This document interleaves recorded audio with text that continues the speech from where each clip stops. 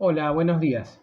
En principio, y como primer mensaje, les quiero dar la bienvenida a esta segunda parte del año, después del receso que tuvimos de invierno. Espero que hayan podido relajarse, espero que hayan podido descansar un poquito, estar en familia y espero que estén todos bien. Vamos a continuar en este contexto de clases virtuales por el momento, no hay ninguna otra novedad en el frente, en apariencia, así que por lo menos en lo que es el área metropolitana de Buenos Aires, que nos incluye, vamos a seguir trabajando con esta modalidad. Bien, estábamos nosotros culminando los aspectos más importantes de el proceso histórico que con profundidad hemos analizado en la primera parte del año de la historia argentina, que es el proceso que va de 1880 a 1916.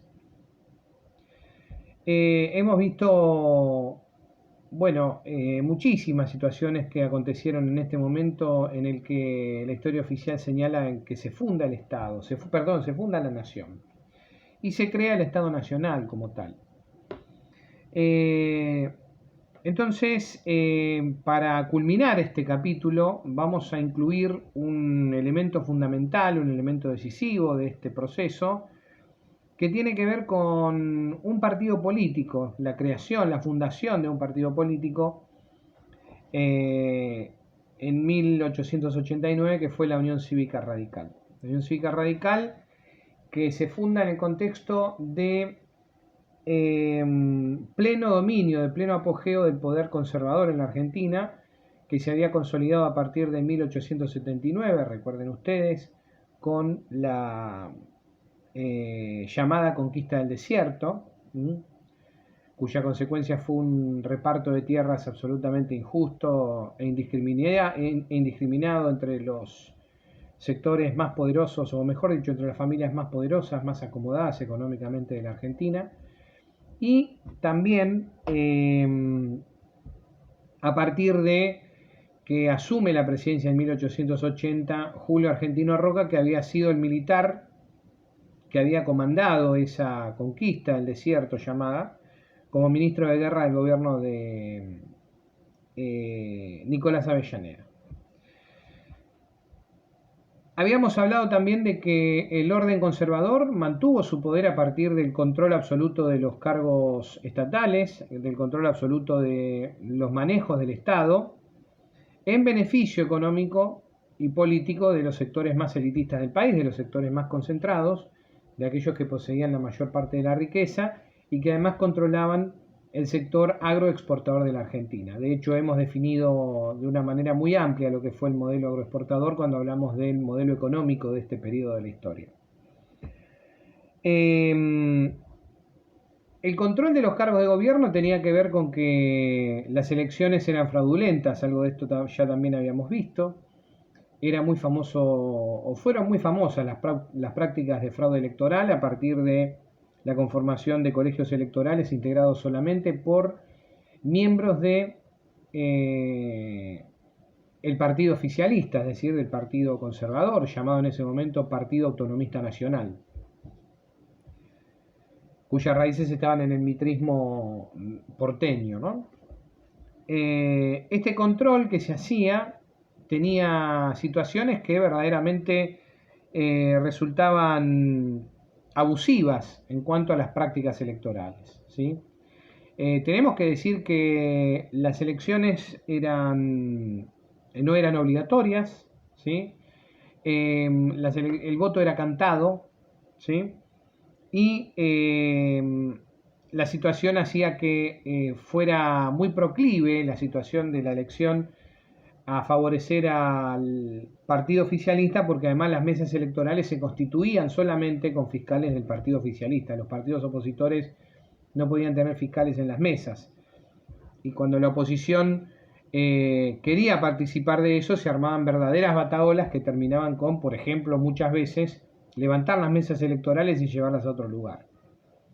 En esta situación de voto voluntario, ¿sí? Como era en este momento de la historia, vamos a encontrar situaciones en las que existen abusos de poder en cuanto al modo de registrar las votaciones, por ejemplo, en los padrones, de registrar los votos en los padrones, con prácticas que tenían que ver con que muchas veces las personas que votaban eran analfabetas. Recordemos que la ley 1420 de 1884 llega para terminar fundamentalmente con el analfabetismo en la Argentina. Y esta situación hace que muchas veces votar un analfabeto y se cambiara el voto que éste hacía. Entonces por ahí decía, bueno, yo voy a votar al partido, a la Unión Cívica Radical, pero le anotaban el voto para el Partido Conservador. Existía el vuelco de los padrones, es decir, cuando terminaba la elección se llenaban votos, se llenaban los padrones electorales con votaciones que no habían sucedido, con personas que no habían ido a votar, se cambiaban las urnas. Existía ya el voto doble en ese momento, una modalidad de voto que, bueno, hasta hace muy poco se sigue utilizando en elecciones, ¿no? Para hacer trampas. Entonces, esta situación hacía que la oposición política, que a partir de 1889, año de su fundación, va a ser encabezada por este partido, la Unión Cívica Radical, fuera cuestionado. No solamente estas cuestiones, sino otras que tenían que ver con la democratización de un sistema político y ciudadano que debía hacer que todos los sectores sociales pudieran participar en la política, a partir de obtener cargos, a partir de poder postularse a esos cargos, sin tener la necesidad o el requisito de pertenecer a familias que controlaran los sectores económicos más concentrados de la Argentina, es decir, que provinieran del sector agroexportador. Así es que es la Unión Cívica Radical, el partido político que comienza a denunciar estos abusos, que comienza a manifestarse públicamente como oposición al régimen oligárquico, a la generación del 80, al régimen conservador, al orden conservador, como en todas las formas estas se lo denomina la historia. Y formalmente se funda, por así decirlo, en 1891. Desde 1889 que comienza esta lucha, porque participan activamente sus fundadores en una revolución llamada Revolución del Parque, que tenía como objetivo denunciar los abusos del gobierno de Miguel Juárez Celman, que había asumido la presidencia en 1886, sucediendo a Julio Argentino Roca. Y denunciando además la gravedad de una situación económica interna que se produjo en la Argentina terrible y que, como siempre, perjudicó a los sectores más necesitados, a los sectores trabajadores. Esa revolución fue una revolución armada, se llamó Revolución del Parque. Participaron, repito, activamente los miembros fundadores de la Unión Cívica Radical y como Unión Cívica. ¿Sí? En ese momento estos sectores se agruparon como Unión Cívica y en estos orígenes de la Unión Cívica Radical confluyeron los distintos sectores que se oponían en ese momento a los conservadores.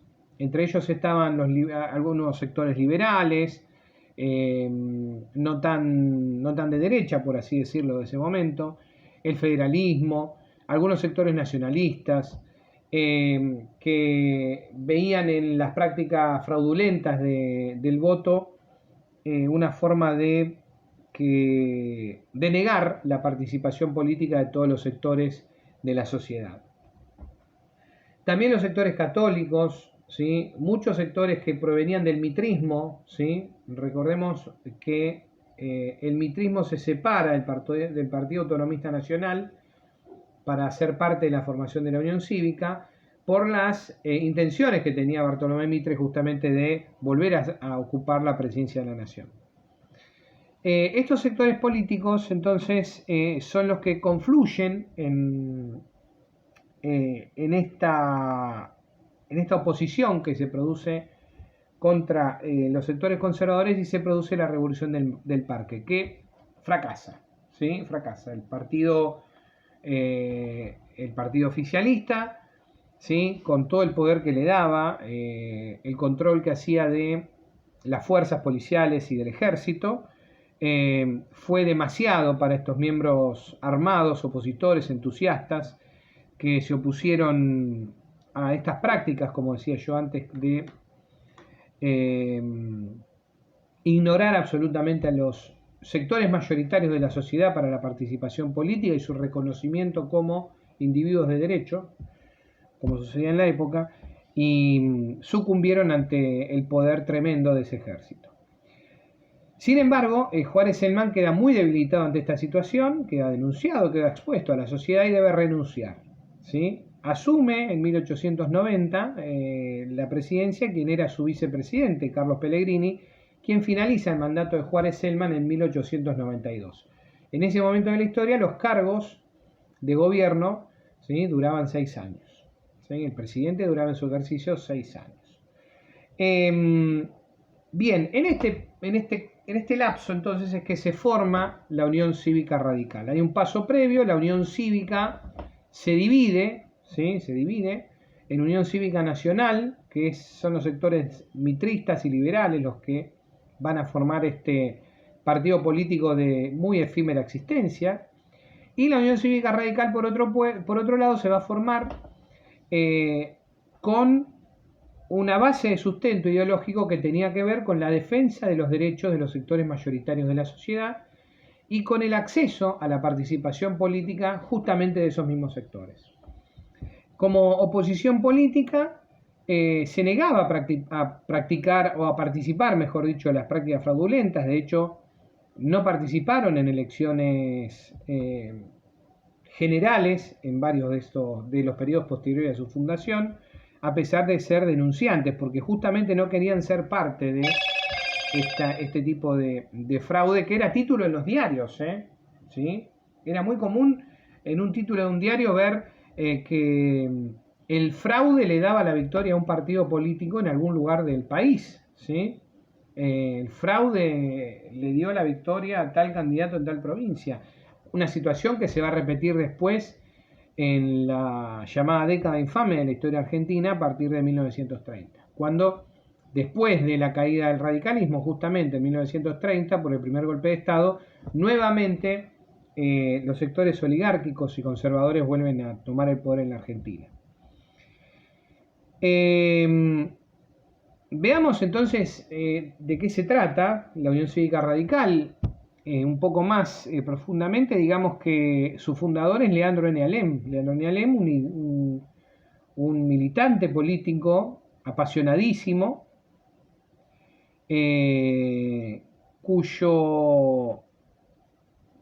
cuya pasión justamente por la lucha ideológica que él llevaba adelante. La fundación de la Unión Cívica Radical es uno de los capítulos de la historia política de Leandro N. Alem. Incluso lo llevó a su posterior suicidio, ¿sí? Estas pasiones en las que los hombres no toleran injusticias, pasiones en las que estos hombres no pueden soportar, ¿sí?, ver cómo los ideales de las mayorías quedan siempre postergados por los poderes de unos pocos, ¿sí?, minoritarios pero muy poderosos, que constituyen poderes reales en todas las naciones del mundo. Acaban con su vida frente a la impotencia que les da tener que luchar contra semejantes monstruos y soportar además la aberrante desaprensión, desinterés de estos sectores por las necesidades de las mayorías. Bueno, no fue Leandro N. Alem el único en la historia argentina que por razones como estas o como las de él o similares hayan decidido terminar con su vida. Hace unos días nosotros evocábamos un aniversario del fallecimiento de, por ejemplo, el doctor René Favaloro, un hombre extraordinario de la historia argentina que por razones similares dejó escritas las razones de justamente su lamentable suicidio. Entonces, Leandro N. Alem, Aristóbulo del Valle, Hipólito Yrigoyen, que era sobrino de Leandro N. Alem, son entonces las tres figuras más representativas de la época de la fundación de este partido que va a adquirir durante toda su historia, todavía existe la Unión Cívica Radical, hoy es parte de la alianza Juntos por el Cambio en la Argentina, y gobernó junto al PRO de Mauricio Macri y otras vertientes políticas entre el año 2015 y 2019 en la Argentina. Adquirió en distintos momentos de la historia, distintas actitudes en cuanto a no solamente la lucha electoral, sino a el contenido de su programa ideológico y el contenido de su propuesta política. Se fue moviendo por distintos espacios y realizó alianzas que resultaron en muchos de los casos, en muchos de los momentos de esta historia, raras, ¿no? Con respecto a sus orígenes. Sin embargo, esta Unión Cívica Radical fundadora va a ser la que lleve adelante la lucha en contra, dijimos, del fraude electoral. Y en este sentido vamos a encontrar también una nueva revolución armada, que fue la de 1905, en la que ya directamente Hipólito Yrigoyen era la cabeza visible de estos sectores. Entonces, ya sumando adeptos con el paso del tiempo, adhiriendo fuerzas, o adhiriéndosele, mejor dicho, fuerzas provenientes del movimiento obrero, del socialismo y de otros sectores que estaban más en contacto con la realidad de las mayorías oprimidas y despreciadas por el poder de turno de esta época, comenzaron a acompañar a la Unión Cívica Radical. Es tan importante la lucha de la Unión Cívica Radical que se va a producir la sanción en el año 1912 de la Ley Sáenz Peña. ¿Qué es la Ley Sáenz Peña? La Ley Sáenz Peña termina con la posibilidad de llevar adelante el fraude electoral tal como lo hacía el régimen oligárquico hasta 1912. ¿Sí? ¿A qué presidente? ¿Quién es el presidente que en el momento de la sanción de la Ley Sáenz Peña gobierna el país? Es Victorino de la Plaza, que había sucedido...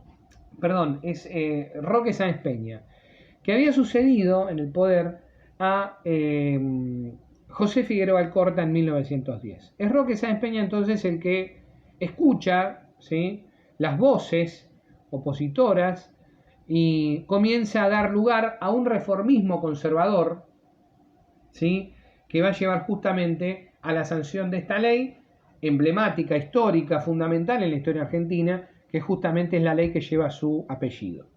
La Ley Sáenz Peña se funda en 1912 y da origen a lo que nosotros llamamos voto secreto, obligatorio, libre, y que además se transforma en universal, porque es un voto que al ser obligatorio incluye, ¿sí?, en esa figura de universal a todos los varones mayores de 18 años. ¿Sí?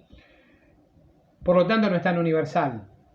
¿Sí? El voto de la mujer, si bien ya era, el voto femenino, mejor dicho, si bien ya tenía varios años de lucha a partir de la ejemplar militancia que muchas mujeres habían llevado adelante durante esos años fundacionales del sufragio libre y universal en la Argentina, todavía no era una realidad. Entonces, era universal porque era para todos los varones mayores de 18 años. De hecho, se utilizó el padrón militar para confeccionar el padrón electoral. ¿Por qué? Porque en el padrón militar figuraban desde la creación del servicio militar obligatorio todos los chicos mayores de 18 años de la Argentina. Todas las personas, todos los hombres mayores de 18 años de la Argentina, ¿sí?, más justamente el agregado de aquellos que, bueno, justamente tenían varios años más.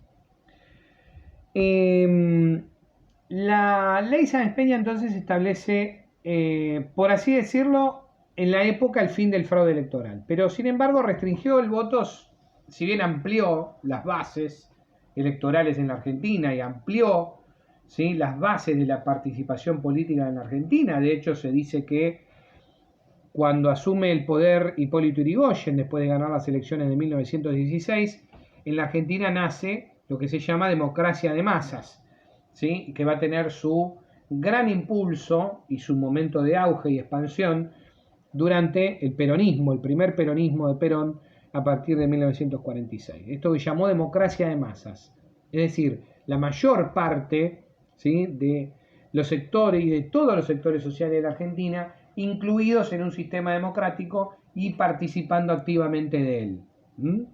¿Está? Entonces es el momento en el que esta ley comienza a establecer estos cambios que son fundamentales para la historia argentina. Entonces, la ley Sáenz Peña, que nosotros, bueno, ustedes van a tener en el texto que yo les voy a dar de la actividad, la ley Sáenz Peña entonces comienza a resquebrajar el poder hegemónico del Partido Conservador. De hecho, es un conservador el que comienza a observar esto, ¿sí? Es, repito, Roque Sáenz Peña, y es aquel que, cuando nota que la Unión Cívica Radical comienza a captar a las mayorías, ¿sí?, sociales como adeptos y que ven que muy posiblemente el caudal de votos comience a orientarse hacia sectores que no eran justamente el orden conservador, que en absoluto representaba las necesidades de los sectores más bajos de la sociedad y medios de la sociedad sobre todo, que eso falta hablar, es que trata en un sentido de atraer electores, ¿sí?, a partir de la sanción de esta ley que hace mucho más libre el voto en Argentina. La ley Sáenz Peña tiene este mérito, ser la ley madre de el actual sistema de sufragio que se utiliza en la Argentina, ¿sí?, tan similares en un montón de países de Latinoamérica, por otro lado. ¿Cuáles son los sectores sociales que impulsan esta llegada al poder de la Unión Cívica Radical? Son los sectores medios urbanos y rurales, que vieron en la concreción, ¿sí?, y en la sanción de leyes que les reconocen derechos, ¿sí?, un aporte fundamental a su existencia y un reconocimiento justamente de su existencia como ciudadanos. La lucha de los peones rurales, ¿sí?, el antecedente del grito de Alcorta, que nosotros hemos visto en algún trabajo práctico, el conocimiento de la posibilidad de luchar, ¿sí?, de reclamar derechos, ¿sí?, de manifestar el reconocimiento de derechos, hizo que estos sectores se aliaran rápidamente a un sector político como la Unión Cívica Radical, y justamente en el arrastre de los trabajadores hacia los demás sectores fue que los sectores medios lograron encauzar, ¿sí?, esta oposición y triunfaran claramente por mucho margen en las elecciones de 1916 de la mano de Hipólito Yrigoyen junto con un vicepresidente que era un civil. Por primera vez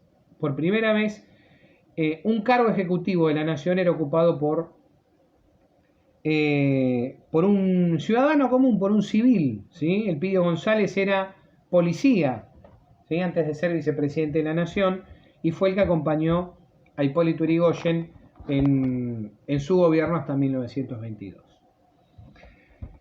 Bien, este es el panorama, ¿sí? Este es el panorama que pone fin al proceso de gobierno de lo que se llamó el régimen oligárquico o el orden conservador, y duró de 1880, como hemos visto, a 1916. Termina aquí este capítulo. Era necesaria la mención de la Unión Cívica Radical, que se va a imponer, repito, en las elecciones de 1916 y que va a gobernar el país hasta 1930, ¿sí?, en lo que se llamó el periodo de la democracia de masas. Los presidentes de este periodo van a ser Hipólito Yrigoyen, que va a gobernar hasta 1922, Marcelo Torcuato de Alvear, que va a gobernar hasta 1928, también de la Unión Cívica Radical, pero que sin embargo, cuya actitud en el gobierno va a generar una división en la Unión Cívica Radical, opuesta a la de Yrigoyen, y en 1928 el retorno de Hipólito Yrigoyen al gobierno de la Argentina hasta 1930. ¿Por qué gobernó 2 años Yrigoyen? Porque en 1930 es derrocado por el primer golpe de Estado de la historia argentina que comandó el Ejército Nacional y puso al frente del gobierno a un tipo que se llamó José Félix Uriburu. Una de las tristísimas caras de nuestra historia, una de las figuras más aberrantes que nosotros podamos encontrar de nuestra historia en el gobierno. Bueno, condujo 2 años de dictadura en el país junto a un personaje muy similar a él que fue Agustín Pedro Justo. Bueno, hasta acá llega esta explicación introductoria, ¿sí? Así que a partir de la observación de este video van a ustedes a realizar una pequeña actividad que, bueno, va a incluir también la observación de un breve documental. Bueno, me despido, hasta la próxima clase, bienvenidos, les deseo una segunda parte del año mejor que la que tuvimos y esperemos que pronto nos podamos ver, aunque sea algunos días en la semana, luego de que pase esta pandemia que tan raro nos está haciendo vivir en el 2020. Les mando un abrazo grande.